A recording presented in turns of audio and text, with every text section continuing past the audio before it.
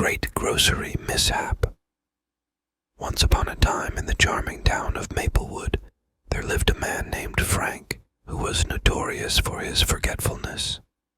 One sunny morning, Frank's wife, Sarah, tasked him with a simple yet crucial mission to buy groceries for the week. Frank, with a sense of determination, grabbed his shopping list, which looked more like a cryptic treasure map, and set off to the local grocery store.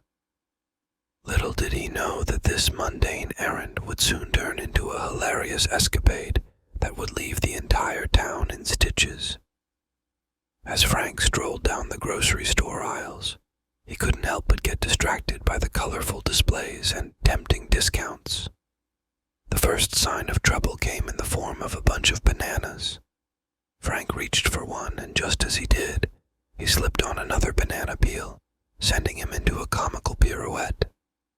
Shoppers couldn't contain their laughter as Frank tried to regain his balance while simultaneously turning the fruit section into a slapstick comedy scene. Dusting himself off and feeling slightly embarrassed, Frank continued his quest. However, his adventure was far from over. Next, he reached the pasta aisle, and his eyes locked with those of a fellow shopper, a charming lady with an eye for adventure. Feeling a sudden surge of confidence, Frank decided to impress her with an extravagant twirl of a spaghetti package. Instead of a suave Italian gesture, he created a pasta whirlwind, sending spaghetti flying in all directions. The store quickly resembled a spaghetti tornado aftermath, with Frank at the epicenter, red-faced but still trying to maintain his newfound charisma. Undeterred, Frank ventured into the dairy section and, entranced by a cheese sampling station, started taste-testing various cheeses with wild abandon. He didn't notice that he'd left a trail of cheese crumbs behind him, leading to what would later be dubbed a cheese bandit sighting that day. Frank's passion for cheese led him to strike poses reminiscent of a cheese connoisseur, much to the amusement of onlookers. Finally, Frank reached the checkout counter, only to discover that his shopping list was nowhere to be found. Panic set in, but he decided to rely on his memory, which proved to be a rather comical mistake.